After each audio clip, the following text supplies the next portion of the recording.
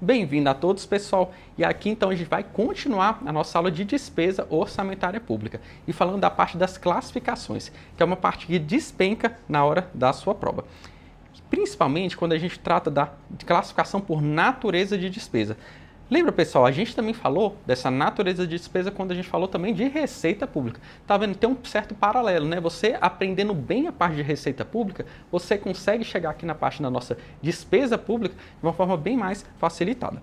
E aqui, pessoal, ela é um classificador oficial, quando a gente está falando de natureza de despesa, e aqui tem uma altíssima incidência na hora da sua prova. Então, o que a gente vai ter? O nosso item, né, a nossa natureza de despesa, ela vai ser composta de 8 dígitos. Como é que vai ser esses 8 dígitos? O primeiro dígito vai ser a categoria econômica, o segundo dígito vai ser o grupo da natureza de despesa, já o terceiro e o quarto dígito, ele vai falar da modalidade de aplicação, o quinto e o sexto, ele vai falar do elemento de despesa, e do sétimo e o oitavo elemento, a gente vai estar falando do quê? Do nosso subelemento. E aqui a gente utiliza essa classificação por natureza de despesa de forma unificada, ou seja, de forma padronizada por todos os entes. Então, se você aprende essa classificação, você pode utilizar para qualquer ente que você vá. Então, por exemplo, você está na União, você vai ver que a classificação da União desses códigos vai ser bem semelhante e bem padronizado em relação, por exemplo, tanto do Estado, município, quanto também ao Distrito Federal. Isso daqui funciona para a gente consolidar as contas públicas. Então, a gente utiliza, né, todas essas informações. Imagina se cada município, cada estado, a União fizesse informações de forma totalmente diferentes. Como é que você ia agregar isso e mostrar, por exemplo, como é que o Brasil como um todo, quanto que ele arrecada, quanto que ele gasta? Então, essa natureza de despesa, tanto da parte, né, essa natureza, tanto da parte da receita, quanto também da despesa, o objetivo dela é o quê? É você consolidar esses macrodados nacionais e você consegue falar para o mundo, por exemplo, olha, quanto que o Brasil arrecadou com receita tributária, quanto que a gente teve de despesa, por exemplo, em determinada atividade, né, por exemplo, quanto que a gente gastou em educação, e você consegue comparar com os demais países. Então, por isso, a nossa natureza de despesa, ela é extremamente importante e ela é uma forma o quê? Ela tem uma forma padronizada exatamente para a gente conseguir fazer essas nossas consolidações e fazer uma certa comparação com o restante do mundo. E agora vamos então falar do primeiro código, que é a categoria econômica. E aqui, pessoal, vai ter uma certa similaridade com o que a gente viu também na nossa receita, lembra? A gente falou que o de código 1 era o quê? Receita corrente, e já o código 2 era o quê? Receita de capital. E já aqui, para a gente continuar a nossa classificação por natureza, a gente tem que a despesa corrente ela vai começar sempre com 3 e a despesa de capital vai começar sempre com 4. E qual vai ser a diferença entre uma despesa corrente e uma despesa de capital? Então vamos lá. A despesa corrente vai ser a aplicação do recurso público na manutenção e funcionamento do Estado. Então, esse é o principal objetivo da nossa despesa corrente. Já a despesa de capital é quando a gente aplica o nosso recurso público na formação ou aquisição de um bem de capital. Vai ficar mais fácil quando a gente colocar aqui os exemplos. Então, por exemplo, o que eu faço para adquirir um bem de capital? Nossa, aqui, né? Nossa despesa de capital. Por exemplo, quando eu compro um imóvel. Então, quando eu compro um imóvel, o que eu estou fazendo? Eu estou adquirindo um bem de capital. E já, por exemplo, quando eu estou pagando um serviço, né, um pessoal, eu estou fazendo o quê? Eu estou gastando no quê? No meu custeio da máquina, na minha manutenção e no meu funcionamento da minha máquina pública. Então aqui é a mesma coisa que acontece com a nossa receita corrente e com a nossa receita de capital. O que a gente observa? Quando eu compro um imóvel, eu adquiro um bem de capital, normalmente não vai alterar meu patrimônio. Então, por isso que a gente está falando que é uma despesa não efetiva. Por que isso acontece? Vamos supor, o Estado ali tem R$1 milhão no seu caixa. A partir do momento que eu perco esse R$1 milhão, na verdade eu gasto esse R$1 milhão e compro um apartamento de R$1 milhão, o meu patrimônio não muda. Então vamos supor, o patrimônio daquele Estado naquele momento era o quê? Somente R$1 milhão em dinheiro. Quando eu gasto esse R$1 milhão e compro um imóvel, o patrimônio vai ser o mesmo. No entanto, em vez de ser R$1 milhão em dinheiro, né, em espécie, agora vai ser R$1 milhão aonde? Por meio de um bem de capital, aquisição de um bem de capital. Então não alterei meu patrimônio. Tinha R$1 milhão em dinheiro e agora tem R$1 milhão em bens. Já a despesa corrente, ela é uma despesa efetiva. Por que ela é uma despesa efetiva? Porque ela efetivamente reduz o meu patrimônio. Pensa da seguinte forma, o Estado foi lá, arrecadou R$1 milhão, qual é o patrimônio dele? R$1 milhão.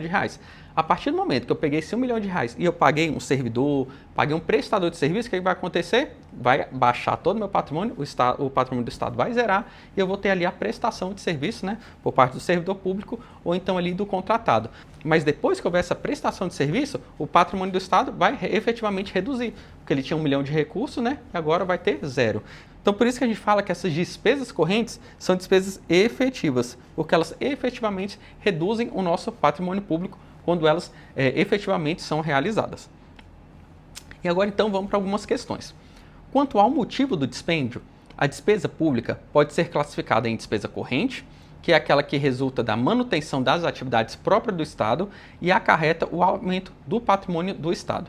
E aí, pessoal, o item está certo ou está errado? O item está errado, né, pessoal? Olha só. Na verdade, quando a gente está falando de despesa corrente, a gente está falando de uma situação que ela faz o quê? Ela diminui o patrimônio do Estado. A situação que acarreta aumento do patrimônio do Estado é o quê? É a nossa receita corrente, né, pessoal? A gente aqui está falando de receita e não a gente está falando na parte da despesa.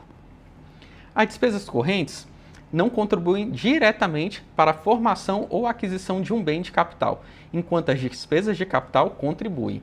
E aí, pessoal, o item está certo ou está errado? Aqui já o item está certinho, né? É exatamente esse o nosso conceito de uma despesa corrente. O que ela faz? Ela não contribui diretamente para a formação de aquisição de bem de capital, enquanto as nossas despesas de capital efetivamente contribuem para isso. Para que uma despesa seja considerada efetiva, é necessário que sua realização reduza a situação líquida patrimonial do ente. E aí, pessoal, é esse o conceito da nossa receita com a nossa despesa efetiva? É exatamente esse, né, pessoal? A nossa despesa efetiva, o que ela faz? Ela reduz a situação patrimonial do ente. E já a nossa despesa não efetiva, ela não vai alterar o patrimônio do Estado. Despesa orçamentária não efetiva é aquela que, quando da sua realização, não reduz a situação líquida patrimonial da entidade pública. E aí, o item também está certinho, né? Então, com isso, a gente terminou aqui os exercícios da nossa despesa corrente e a nossa despesa de capital. A gente está falando, então, da nossa categoria econômica. Pessoal, e a gente vai avançar um pouco mais na aula. Então, a gente viu agora a nossa categoria econômica, né? Nos slides anteriores, despesa corrente ou despesa de capital. E a gente vai avançar agora para o grupo de natureza de despesa, que é uma especificação da nossa despesa corrente ou da nossa despesa de capital.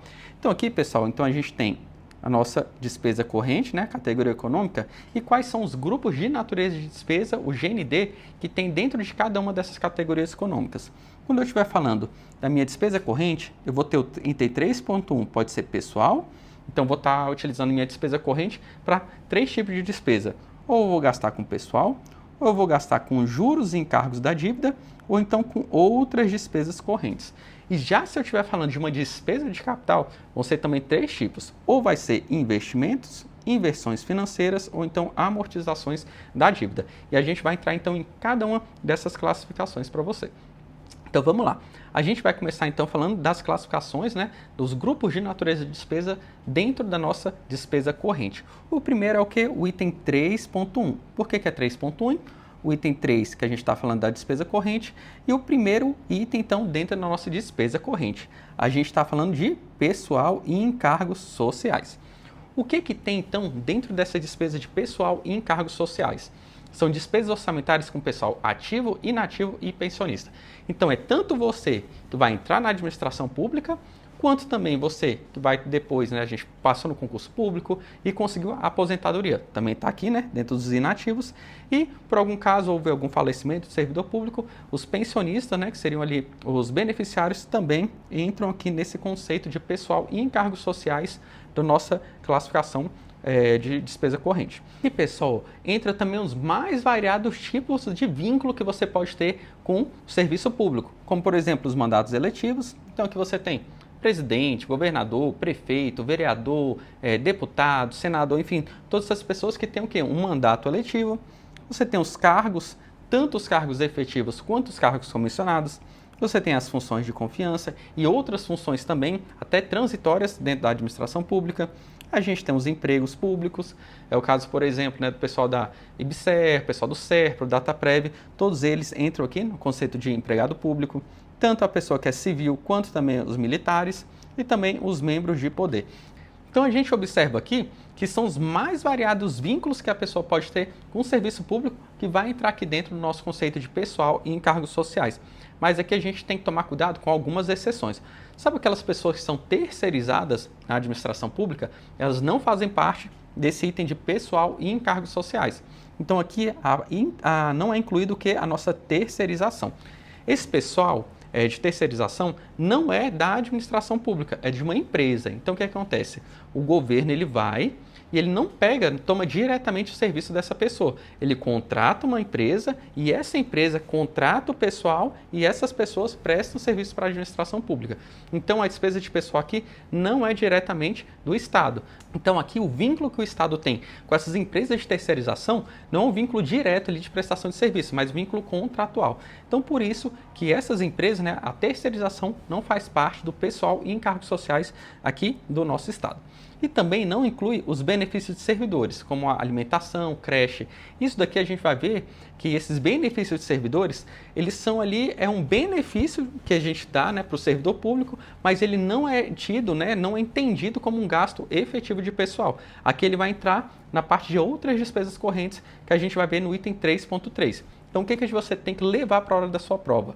Pessoal em encargos sociais é praticamente ativo, inativo, pensionista e os mais diversos vínculos que tem diretamente com a administração pública e não inclui nem a terceirização e nem esses benefícios para servidores públicos.